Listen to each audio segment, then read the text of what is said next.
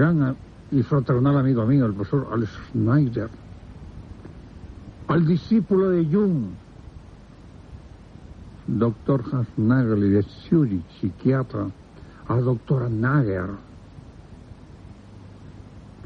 a tantos y tantos como pasaron por Belmez en mi compañía. Pues bien, tengo que decir que ninguna de estas personalidades presentaron el fenómeno en cuanto a la causa de su naturaleza, como esa causa que se dice, o que se dijo, que el profesor Harvender y yo habíamos admitido en los fenómenos de Belmez. Y todos estos grandes de la parapsicología, o en mi denominación de la parapsicobiofísica, personas distinguidísimas en los distintos campos de la ciencia positiva y de la investigación, ninguno de estos negaron la autenticidad de estos fenómenos, sino todo lo contrario. Todos, absolutamente todos, después de hacer cuantas investigaciones quisieron y los análisis que creyeron oportunos, todos llegaron a la conclusión de que el fenómeno teleplástico de Belmez de la Moraleda era un fenómeno paranormal auténtico. Entonces, ¿qué es lo que ocurrió? Bueno, primero voy a hacer un poco historia. Concretamente, el 23 de agosto de 1971 aparece ese primer rostro de frente. Está coloreado.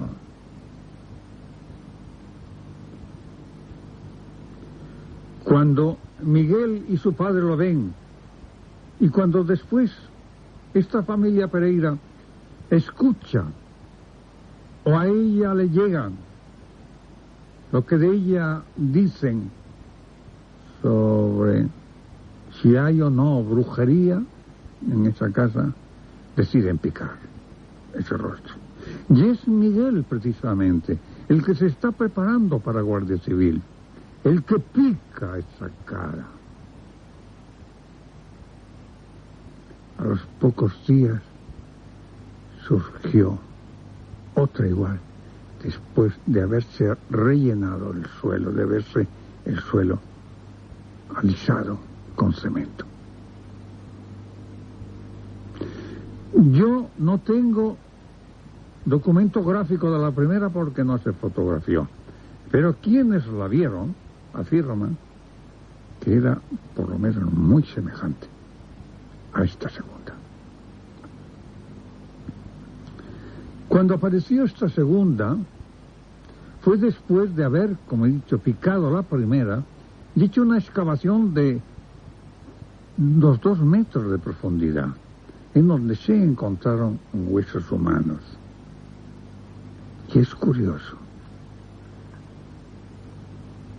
Lo digo simplemente como dato curioso. Había huesos de todo el esqueleto humano, menos cráneos. No había cráneos. Menos cráneos. Entonces, se supo que en tiempos la casa de los Pereira se había construido lo que en tiempos fue el cementerio del pueblo de Belmez de la Moraleda. Puede haber alguna relación entre ese subsuelo y lo que en él se encontró y lo que apareció. En mi opinión, no. Sencillamente. No podemos establecer, no hay elementos de juicio suficientes para establecer una relación de causalidad. Pero es un dato. Es un dato que tener en cuenta.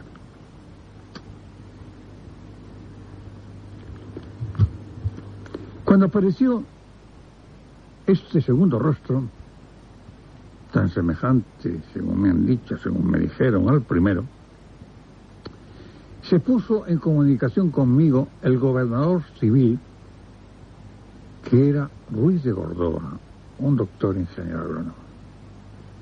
Me trasladé a Jaén y me pidió que me hiciese cargo de la investigación.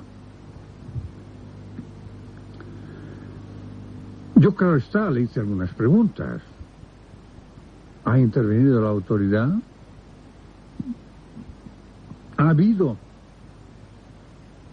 alguna fiscalización? ¿Ha habido alguna inspección? ¿Ha habido alguna acción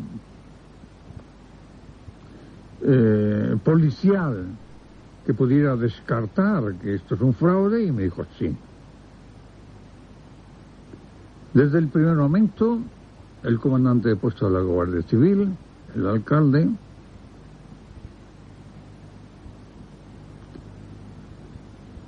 en su momento recibieron la orden mía de que si eso era fraude, había que descubrirlo. Porque había ya ciertas presiones de arriba. Ciertas presiones porque querían sencillamente que se averiguara qué es lo que realmente estaba ocurriendo en Belmez de la Moraleda, porque aquello cada vez estaba, en fin, adquiriendo pues más interés, más fuerza, y ya había mucha gente que desfilaba por allí, y había sobre todo un sector religioso que estimaba que aquello perjudicaba la fe y que la causa de aquellos hechos era una causa diabólica. Ya con cierta certeza moral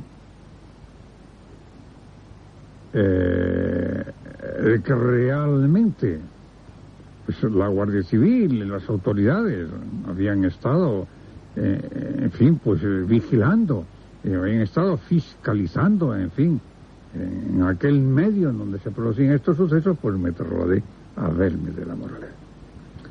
Tengo que decir que desde el alcalde hasta el último guardia tuve una atención continuada y todos me dijeron, mire, profesor, aquí no hay fraude.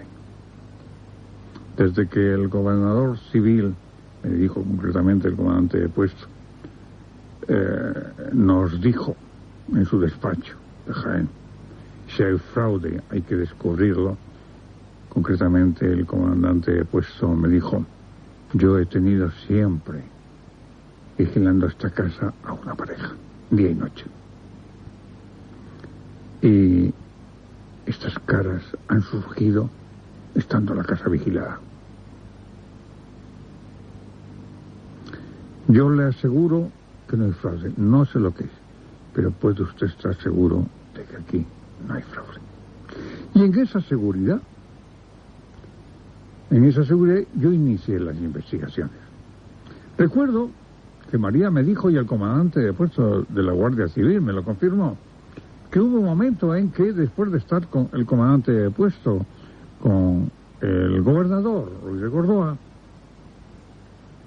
le dijo a María, mire María, hasta aquí es Roma, a partir de aquí es cárcel.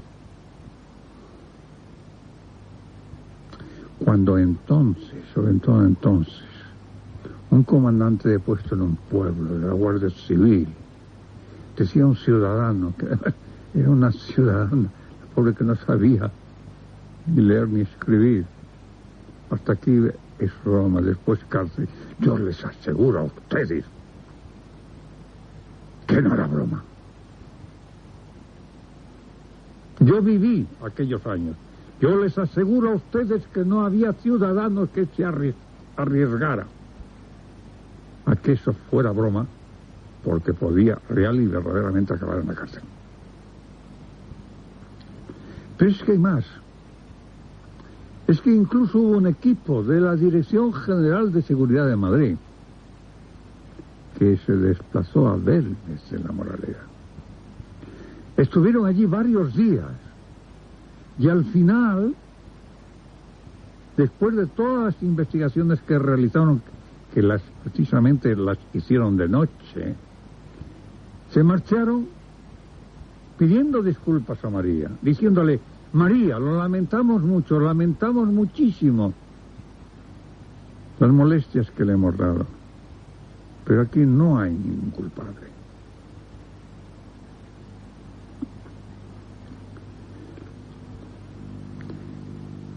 Voy a adelantarle sucesos.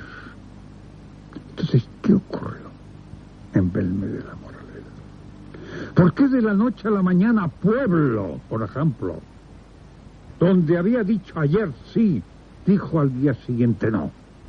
¿Cómo es posible que en el transcurso de una noche se hubiesen realizado investigaciones que no se dieran a conocer y que sin embargo concluyeran en que aquello era falso? Yo me he enterado posteriormente, cuando se produjo el cambio, porque hubo una orden interna de Carrero Blanco en donde decía que había que negar el hecho de las teleplastias de Belmes, de las caras de Belmes de la Moraleda. Porque en aquel momento, y anteriormente también, pero allí culminó, con la iglesia habíamos topado, con una iglesia retrógrada, no, con una iglesia sana y viva, pero sí con un sector de la iglesia. Por eso se me negó el poder hacer una excavación en la casa de los Pereira después de una parafonía, porque en esa excavación estábamos muy próximos a las paredes de la iglesia.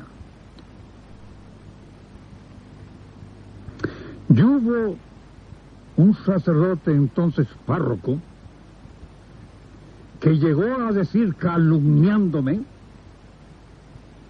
que las parafonías que allí se habían obtenido era porque yo tenía un equipo a kilómetros de Belmes de la Moraleda que me estaba transmitiendo lo que se estaba grabando en la cinta magnetofónica. Ese cura, ese mal cura,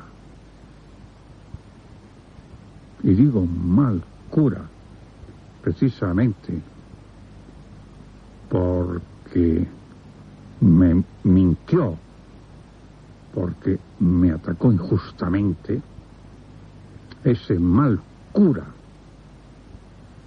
al poco tiempo, volvía al pueblo, después de irse de párroco, vendiendo por las casas libros para ganarse la vida. Profesor, se acerca el boletín informativo. Seguimos después. Sí, muy bien. Hablando de este asunto, las caras de Belmes. Anda que no hubo allí. Hubo muchísimo. Caramba. Mucho. Hasta este cura. Que usted dice que era un sujeto increíble, ¿eh? Que se encontraron huesos, pero no se encontraron cráneos. No se encontraron cráneos. Efectivamente. En esta historia me da la impresión que había muy poco cráneo. Pues sí. Hasta ahora, profesor. Hasta ahora.